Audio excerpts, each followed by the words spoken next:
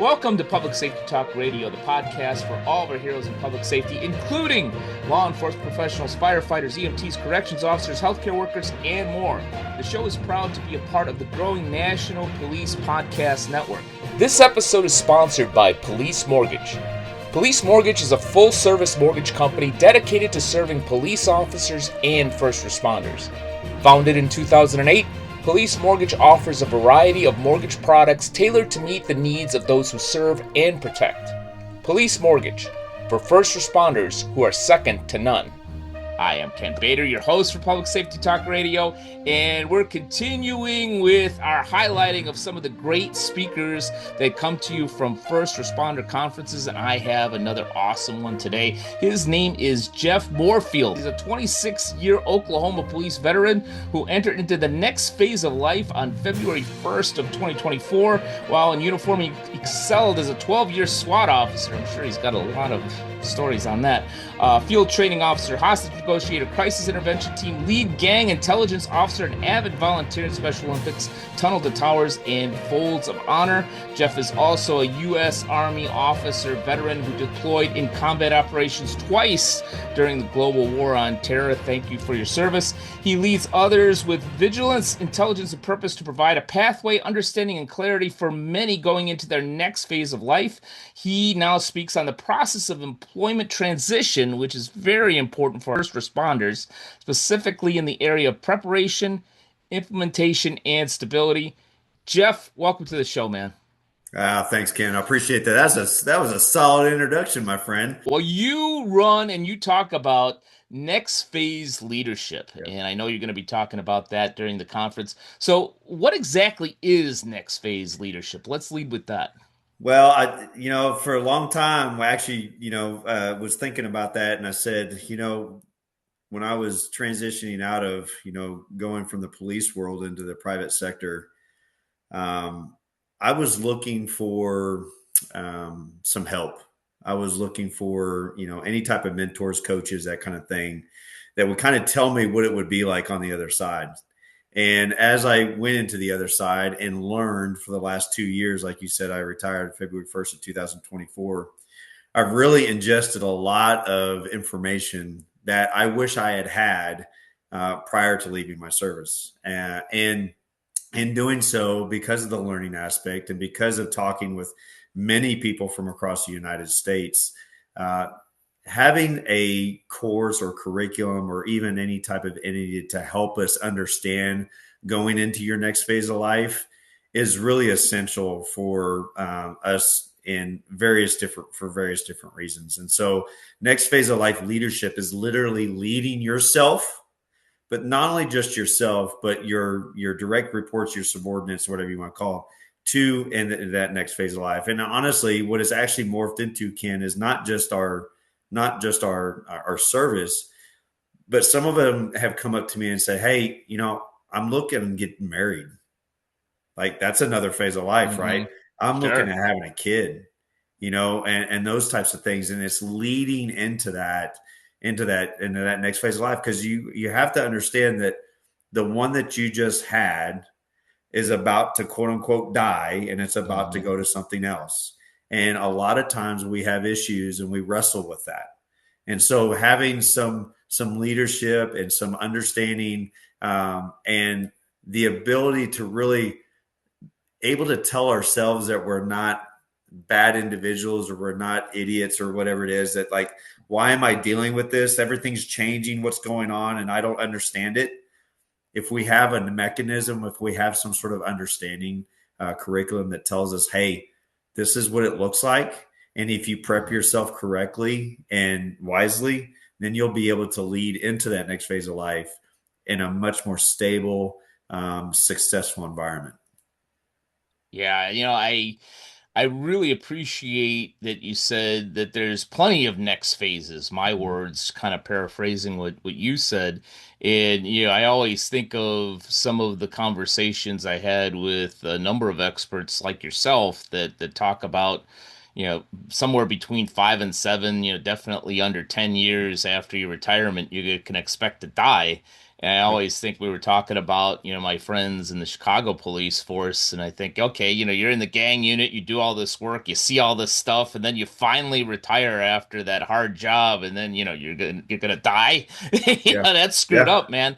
But, especially what we don't talk about, too much or at all on this show is the conscious decision and preparation for a next phase, when you get married, when you have kids, especially that last point. I've never been a police officer. I've never had kids, so I wouldn't understand. But I would think from just vicarious experience, you're in a high stress job like police officer or firefighter, and now all of a sudden you add one, two, three kids to the mix. That really changes to the next phase if you're not, mentally ready for it. Yeah, and you're dealing with shift changes. You're dealing with, your wife or your husband or whatever it is. That's, they've got a different schedule. And how do you care for the child? And we're just talking about, child care. But then, you've also got, what if you're being divorced, right? And you're going Right. into that stage of life, and you've been married for 12 years or 15 years or 7 years or whatever it is. It's like, how do you even prep for that? You know what I mean? And so don't get me wrong. I'm not, when you get divorced, that's not something you want to go through. Hmm. But in the I, back I of your I I mind, it's did like, the first time, but that's a whole different conversation. But go ahead. yeah. Well, and at the same time, you don't want to go through it, but at the same time, it's like, man, if I don't prep myself to be in that phase, then I'm going to have all these additional issues that's going to start showing up, and I don't even know that it's coming at me. Yeah. Yeah, we may very well get to it in one of these other questions, but Sure. what's kind of coming to mind is it's a mental psychological thing. Hmm. That next phase, whatever that phase is, Hmm. is and being of the right mindset to use Yep. a Stephen Yep. Coveyism, that paradigm shift. Is that all it is, or is there other things to it? Is there a physical, No, is there emotional component, or is it there's just there's all all there's psychological? all the components. Like for instance, when I stood up my foundation back in, I literally ended my career January 31st, 2024, and I stood up the On Call Project Foundation on February 1st, and get this, with a fundraiser breakfast. So, I went right straight from the service right into the You nonprofit didn't world. take a freaking day I or didn't even take 12 weekend, hours. I didn't even dude. take 12 hours. I went right into it. You know what I mean? But that was, but here's what happened, in 2023 January timeframe, I really started researching this, because how this all came about was, like, I was asked a really, really a question that is asked a lot of us first responders, when we get kind of tenured. And the Mhm. question is, what are you going to do when you're done? And I'm literally on a golf course with a good friend of mine who used to be a cop, and he's now very successful in the private sector. But he looked at me and he said, "Jeff, what are you going to do when you're done?" And I had been asked that a multitude of times. Mhm. And for whatever reason, that one really hit me, really, really hit me, because I was coming up on that 20 years, right? In Oklahoma, 20 years, you can retire, with 50% of your salary for the rest of your life. You go to 25, you got to drop back. There's all kinds of, financial stuff that goes with it. And I really was playing, like, what am I going to do? Well, I was also I'm in the Army National Guard, and I commanded a bunch of troops over in 2019 over in the Syria, Iraq area, Mhm. and we're a field artillery unit. So I went over there, did my thing there, and then I came back, and I talk about this in my talk. But I was 8,977 days into my career, and I get my first officer involved shooting, and Mhm. it was one that was televised. It was right after George Floyd. My wife literally watched it, from the helicopter that was above, and I reverted back to that question: what am I going to do when I'm done? Mhm. Right. And so, as I'm off for, the DA's, doing the whole clearance process, all the rest of that stuff, I sat and I really thought about it. And then I started researching. And I researched everywhere from the West Coast to the East Coast to, up to the north to the south.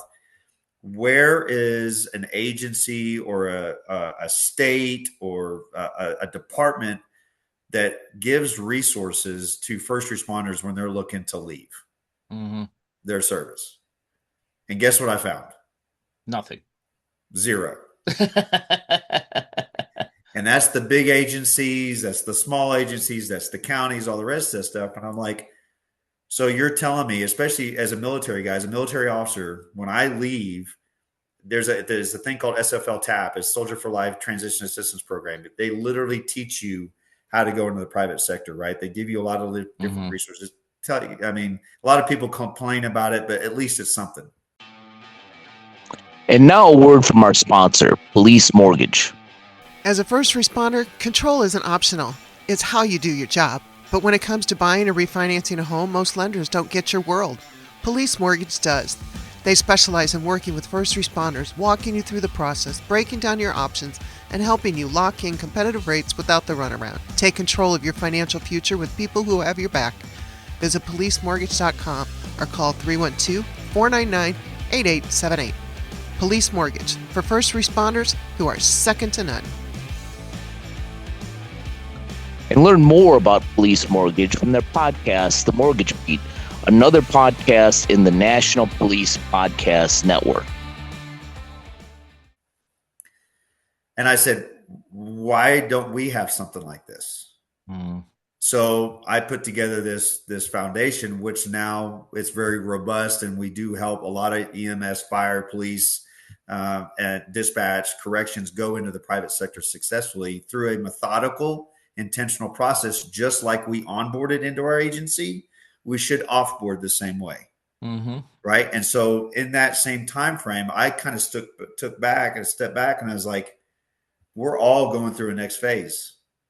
We are stepping into a next chapter, but we are not leading, whether ourselves or others, in that next phase of life. It's just kind of throw it up on the wall and hope it sticks.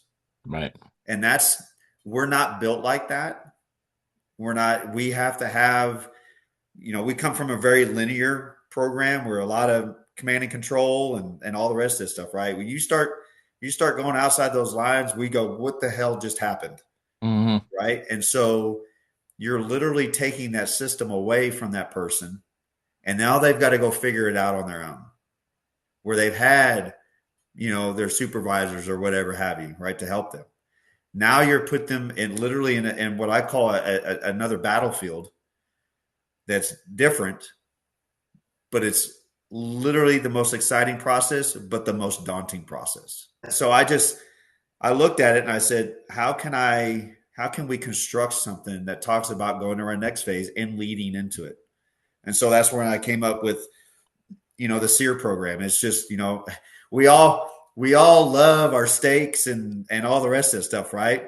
But what we really like it is when it's seared and it's juicy, and we create those legacies, because we talk about that steak when it's really good. Yeah, right? man. I'm from. You're talking my language. I'm a Chicago guy. Exactly. We don't know everything, but we know steak, man, Yeah. pizza, and a few other things. But Exactly. we know our beef in Chicago. Exactly. So it's a perfect segue, because that was my next question. Tell us about SEER. SEAR. Yeah, so I loved it. I love the fact that I'm a big griller too. I love doing it, reverse sear, you know what I mean? And it was one of the things that kind of stuck out to me where, we are creating a legacy.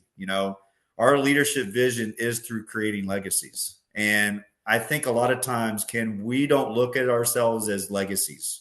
We look at ourselves as those that have imparted, done our job, blah, blah, blah, time's up, we're done, right? Where that's absolutely wrong. We have created a culture, a lifestyle, right, that we can now bring our skill set into the private sector. And so being self-aware and having that reflection before you leave is the biggest thing, right? So that's not just sitting and standing in the mirror and just kind of self-reflecting, right? That is literally methodically going through. And this is something I did personally. I got very, very uncomfortable. I got comfortable with being uncomfortable. And what I did is I actually gave myself a DISC personality test. So has anybody in our community ever done a DISC personality test? And you might be primarily, SC, you know what I mean, or S, right. and it's secondary. The DISC, yep. Right. So it's all about how you communicate. It's all about how you network and how you structure yourself, right? As you go into the private sector. And if you don't understand yourself and what your desires are, your dreams, all the rest of this stuff, how can you go into that private sector successfully, right? So then we talk about empowering through change. And a lot of times what I do is I talk about the 3 C's, which is clarity, capacity, and contribution, right? So clarity is understanding what you're capable of, right? What you want to do, how you want to do it. And Ken, when I talk about this with people, this is not something that you do 3 days before you leave. This is something that you do. And what we talk about is 18 months. Like, you have got to give yourself some time. Just like I talked about before, we onboard into our agencies and departments very hard, very methodical, very intentional. There's a lot of processes. And when we leave, all we do is write up a HR letter of resignation, and we're done. It's so if we don't offboard the same as we onboard, we're not going to set ourselves up for success, right? So having that clarity, and then looking at your capacity, what are you capable of doing? So a lot of the cool things that DISC personality test will tell you what you're good at, what you need to kind of stay away from, right? And so that'll kind of tell you, hey, where can I lean into? How can I go and be successful in XYZ, right? So some of us will go, we've done a really good job on the street. We've done a lot of negotiations, a lot of critical thinking, all the rest of the stuff. And now I'm going to go be a superintendent on a construction site. That works out very well in our community. Some of them go into the banking world. Some of them go into sales. It just really depends on their personality. And so in that capacity and that clarity is, hey, how I need to understand what I'm able to do and what I want to do, and then what I'm able to do, and then what do I want to actually contribute to? Because we're very service-oriented people. If we don't feel that service, if we don't feel like we are contributing, then we're not going to stay there. Right? Yeah. So that's part of the E. And then the A is the agility. Now, we come from a very rigid, very, very rigid, structured organization. When you get into the private sector, it's very ebb and flow, strategic. You have to push it. Nobody's going to push you, right? You have to be able to have the ability to understand change and communication. You can't knife hand people anymore. Okay. You can't do that. Like, as a cop, like, that's not going to work in the private sector, right? Probably not. No. having worked in the private sector for a number of years, yes, it probably will not. No. In fact, to lend some credence to your thought process there, and then I definitely want to hear the rest about the EA and R of the SEER. I got fired multiple times in the private sector, and it was never for not meeting goals. I always met or exceeded goals, highly productive. It was all about, how I was perceived and how I handled people. And frankly, it wasn't even my subordinates. I got great reviews from the people that were on my team. It were the people a little bit higher above me that, I kind of felt, well, if you're stupid, you should know that you're stupid. And I'm the perfect person to make you aware of that. That didn't work out too well for me. No, I can see that happening. That never happens in the police force, does it? Well, I mean, you have an FOP, so you do have some sort of protection. Just because they don't like you, that doesn't mean they can't fire Right. you. You know what I mean? Right. So, But to your point, yeah, what probably worked as a law enforcement professional probably won't no. in the private sector. No, and you're looking at, like, one of the biggest things that I took away or I had problems with was acronyms. Like I had this whole Like SEER. code signal system that was on the police side and all these acronyms, and then I go, okay, what's an ROI? What's a P&L? What's a T&E? I was like, I have no idea what in the heck you guys are talking about.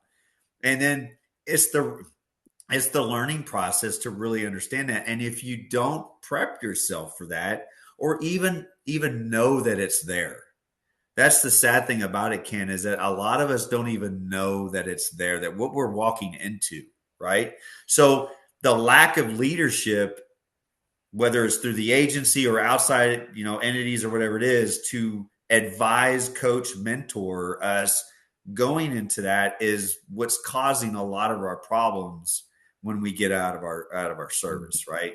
So, and I'm just hitting on just a few, and then the R side of the house is, your resiliency and purpose driven leadership. So, you got to understand that when you're coming out of this world, it's different.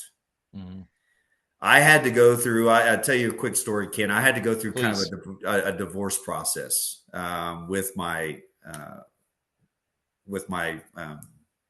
kind of just who I was. Mm-hmm. And I was a guy. I packed all the time. I was always, and I still do. I still have my back to the wall, watch the door, all the rest of this stuff. Well, there was an incident that happened here in Oklahoma City, and my wife and I had a 9-year-old child at the time. She's 10 now, but we're 8. I can't remember how old. But anyway, we're in the mall, and we're in Dillard's, and they kind of went this way. I went this way, and all of a sudden, I hear this beep, beep, beep, beep. It's flashing lights, all the rest of this stuff. Well, I thought it was a fire alarm. I'm not thinking anything about it. You know what I mean? And then I turn to my right, and all of a sudden I see a flood of people just running towards me. Mm. So my cop conscience goes into mine. I'm like, okay, are they stealing a bunch of stuff, right? And they're running from the loss prevention or whatever. And then I look up, and there's this sign, and it's blinking, and it says active shooter, active shooter, active shooter, active shooter. Oh crap. My wife and kid are away from me. I'm here. I'm packing. I'm in shorts and a t-shirt, that kind of thing, right? It's summertime. Mm-hmm. So anyway, thank God that my wife knew that I would go to the exit door, because we had talked about this before. Mm-hmm. And, we hunkered together, and I say, hey, listen, I need you to go over here. Here's the rally point. Call 911, tell dispatch I'm going in. This is what I'm wearing. I'll do all the things that we had talked about. And she was like, no, do not go in. Don't go in. I said, I'm going in. I got to go in. And so anyway, they go to the rally point. Everybody's freaking out. I run in. I link up with another kind of a local cop that was off duty at the same time. He's another TAC guy. I didn't know him, but you could tell.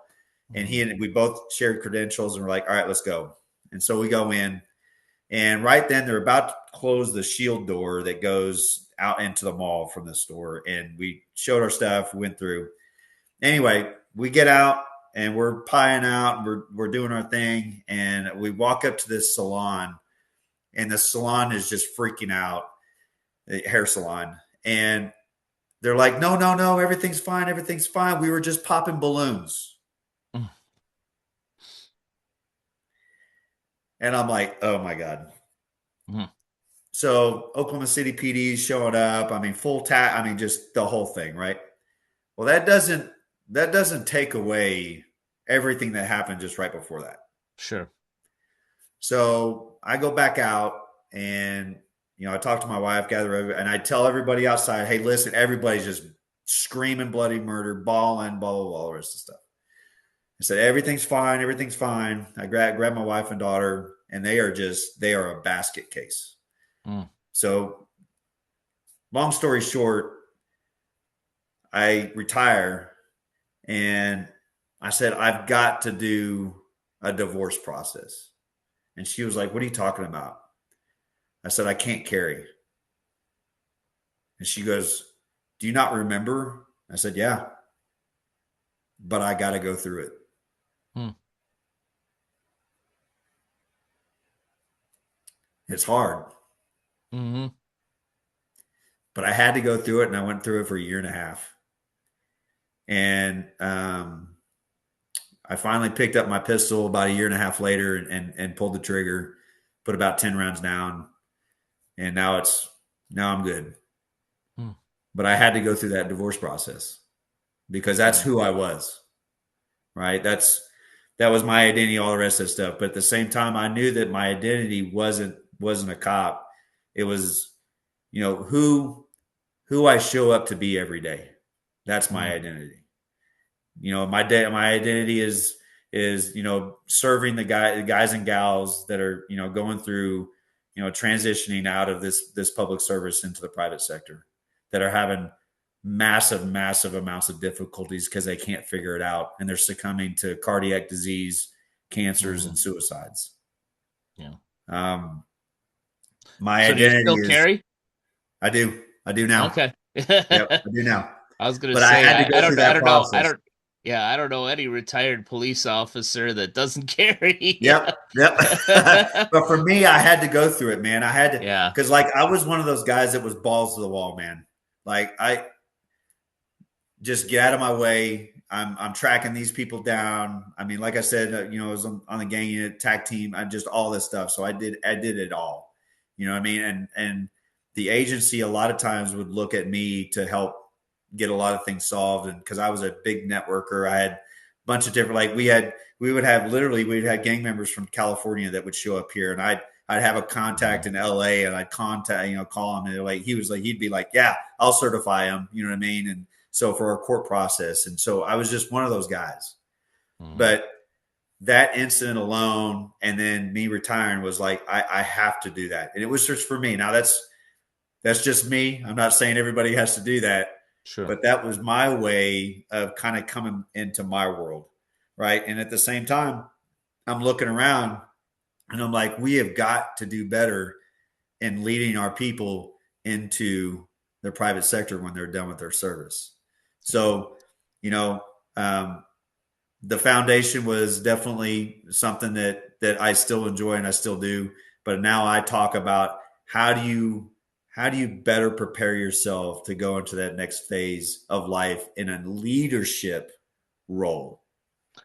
Well, let's talk about that. Yeah, there's a few other questions that are rolling around in my mind, and if we have the time, and my 56-year-old brain will actually capture some of those for later, which I can't make that promise. But yeah, as I mentioned at the beginning of the show, you're one of the featured speakers for the First Responder Conference that's coming up in April in Santa Barbara, California.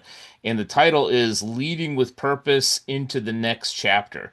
Without giving the whole presentation, because we want them to come. And even if they come, we don't want to say, hey, we already saw everything of Jeff Moorfield, so we're going to go and go to the happy hour, whatever it is going to be. I want them to be there at your presentation. Yeah, can you give us a little glimpse of some of the nuggets, some of the big pieces, some of the diamonds that you're going to be offering during that presentation? Yeah, so I'm glad you asked that, and I really started off.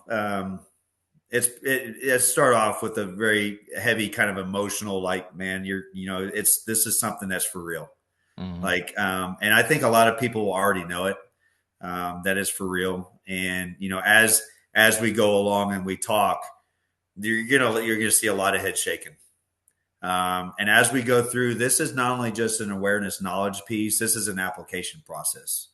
So you're going to be able to take a lot of these nuggets that we're talking about, and you're going to go, okay, I can apply it here. I can apply it here. One of the things that I talk about is we do this process of fit to find instead of find to fit.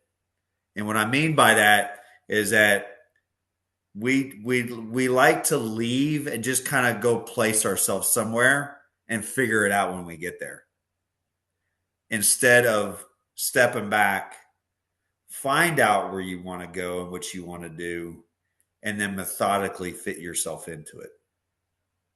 Right. So there's a lot of patience that's involved in this course, and I get it. A lot of people want things done instantaneously, and but I always go back to, when we came into these agencies, we didn't it wasn't done overnight. When we came in, it was an application process. It was interviews. It was MMPIs. It was polygraphs, all the rest of the stuff. And if you do not do it the way that it was done at the beginning, the way when you leave, you will completely set yourself up for failure. And so we talk about, just different tactics, techniques, and processes that you can go to really make sure that you level yourself up as you're going into the private sector. A lot of it has to do with, what type of language. I also talk about Dr. Arthur C. Brooks. He's got a great book called Strength to Strength, and it talks about the fluid intelligence versus the crystallized intelligence. He's a Harvard professor, just super knowledgeable in this world. And to be honest with you, Ken, I wish every one of us that are in our early 40s could hear. And even if you're not in your 40s, but you're in your mid 20s, 30s, at least you have a perspective and a knowledge base that, hey, this is going to come to us, right? So, and then, afterwards, it's like, okay, now I'm 56 years old. This is the reason why I'm acting XYZ, right? And he's extremely respected, and just a great man, and his book is just really ridiculous. It's a very easy read, and I think I've read it about 4 times. So we talk a little bit about some of his studies, and there's a lot of different studies that I have too that I'll bring that just give amplification on why we have to have programs, whether it's through your peer support programs, your agencies. Like, for instance, I'm working with state legislation, all the rest of the stuff, to where we have an incentivized offboarding process. But it has to be done in a leadership role. You have to step out of the box, and you have to be different. And that's unfortunately, we like to live in this culture where, and I talk about this, it's always been done that way. You know what I mean? And we just stay there, because that's what's comfortable. But if Nike and some of these other big companies just stayed where they were 80 years ago, do you think they'd be as successful as they are right now? No. You know what I mean? So you have to understand the value of change. And that's a lot of what we hit on. Awesome. Yeah, I've been doing this for a number of years, and I will say, while you're not the first person to talk about that idea of transitioning, whether it's from being a first responder and then retiring and doing something else, or enjoying your life, or going into the private sector. I will say your approach is the deepest that I've heard in terms of a process, a system, and a conscious. I think that's probably the best way of putting it, a conscious and deliberate focus on what we're going to do, or what these individuals are going to do in that next phase. So as you talk about next phase leadership, and we begin to wrap up a little bit here, I could talk to you for probably another couple hours, but you got better things to do than talk to me. You got people to help, man. But one of the things that I was thinking of is, while I've never been a first responder, I've talked to so many of them. And I know that, being in the military, being a police officer, being a firefighter, being an EMT, being a 911 operator, a corrections officer, so on and so forth, that each of those roles are, while there's some similarities to each, they're very different responsibilities. They're very different careers. So, that next phase, if it's somebody that was out on the street versus somebody that may, as I mentioned, a 911 operator that was in a chair but heard a lot of difficult things. That phase may be different for other people, or a firefighter that was 1 on 2 off that did other things in between, that in that 48 hours off. So the question that I get to is, for these different professions, as you work with people, do you see that the next phase is different or easier, or depending upon what they did in the past? So I love that you asked that question. Well, So we I've been did. doing this for a I while. know. Sometimes I I know. ask a good I love one, you. I love it. Yeah, you definitely got yourself spun up well.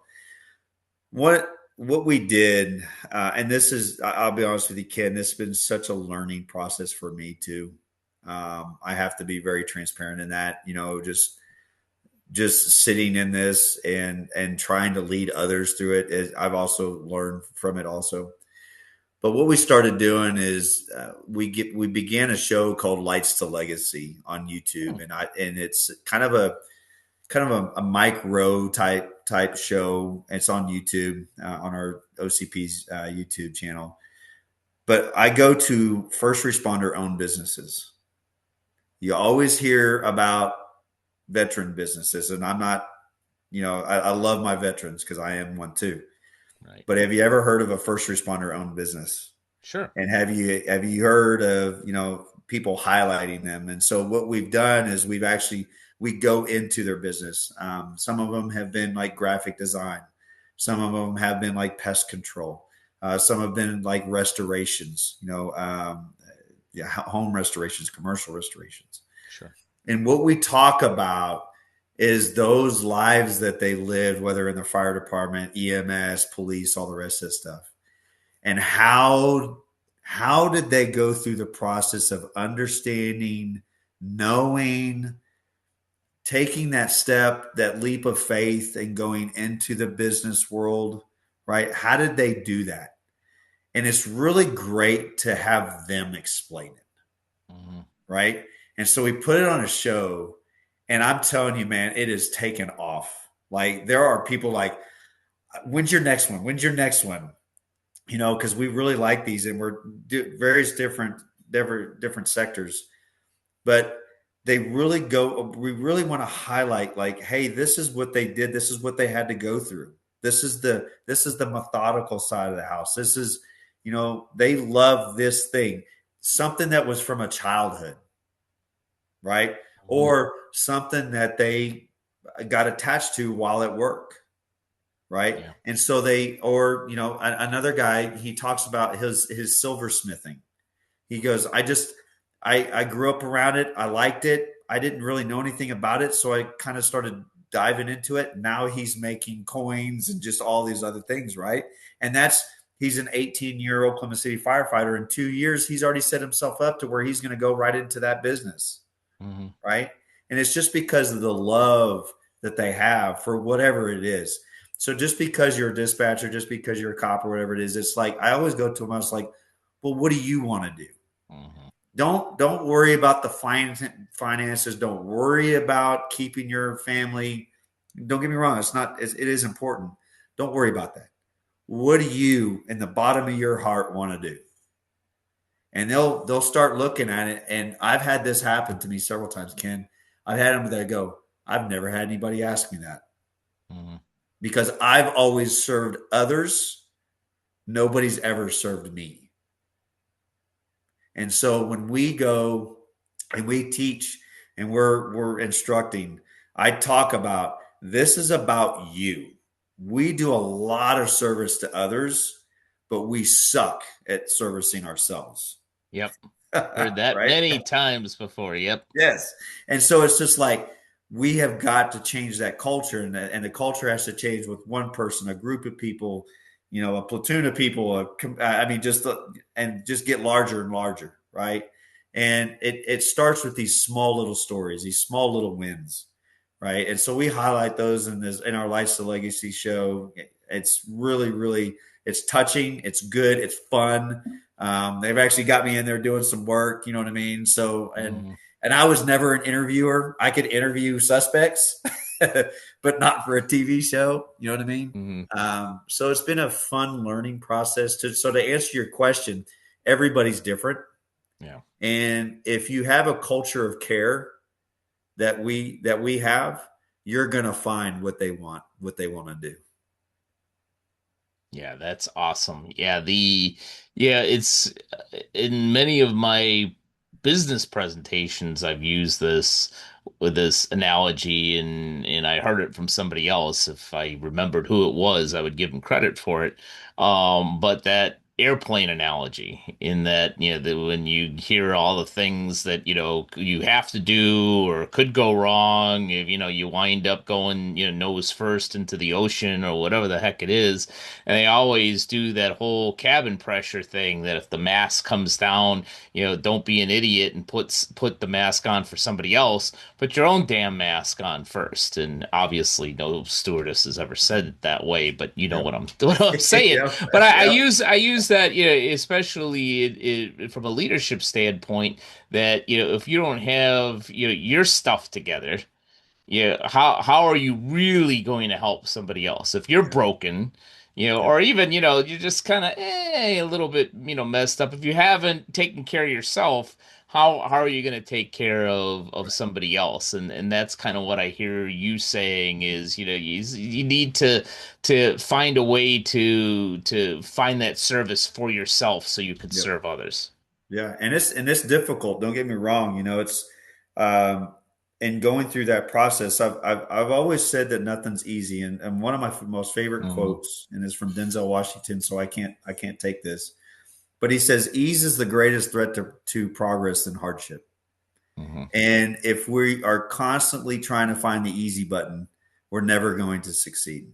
So if you have some sort of guidance, a coaching mechanism, a resource deck, something that can allow them to lead not only themselves, but I've also said that even as leaders, you guys need to be pushing this type of mentality.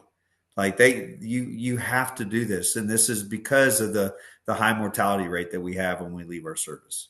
Right? That's the number one factor, and we are more than just our badge.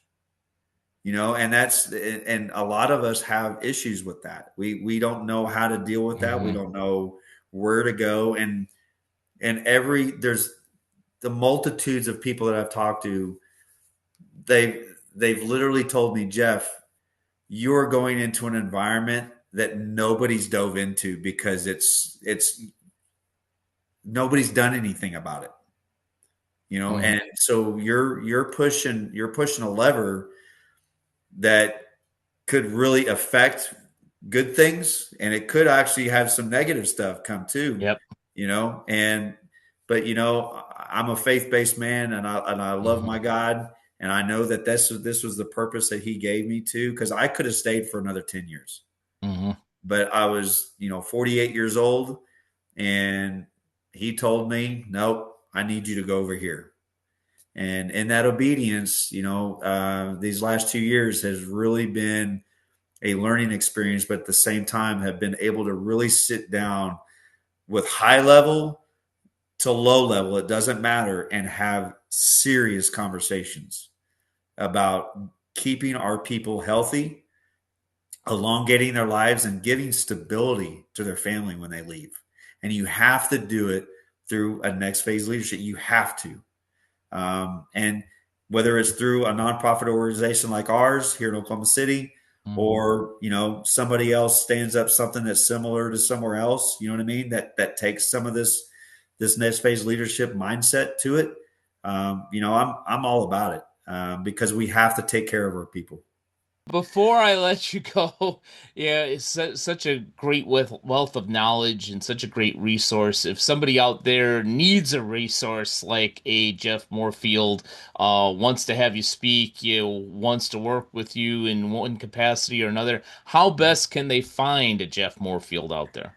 Yeah, it's so simple, jeffmoorfield.com. Just scroll down to the bottom of the website. You can fill out that inquiry there. I'd love to chat. And also, if you're interested in our foundation, the On Call Project Foundation. That's the name of it. We've all been on call, whether you're police, fire, IMSA, or EMS, whatever. The project is getting you to that private sector successfully. If you look at the logo, I'm pretty proud of this. The O is pretty tattered. The P is pretty clean. You know, we see 600 to 800 critical incidents within our career. Mm-hmm. Our aim and our goal is to make you whole and make you better, to where that P is a lot more clean and filled in, not as tattered, and you go into that private sector successfully. So again, jeffmorefield.com and theoncallproject.com. You have been an awesome guest, and we really appreciate you taking some time. Ken, I really appreciate the time, and thank you for all you're doing for the first responder community out there. It's my pleasure, and thank you to all of you who have either watched or listened to this episode of Public Safety Talk Radio, and we'll be back with you next week with another great guest. Public Safety Talk Radio is produced by Bader Training and Consulting. Public Safety Talk Radio is also proud to be a part of the growing National Police Podcast Network. The National Police Podcast Network is a dedicated media network powered by the National Police Federal Credit Union, developed in partnership with experienced podcast professionals and public safety advocates. Learn more about the National Police Federal Credit Union at nationalpolicefcu.com.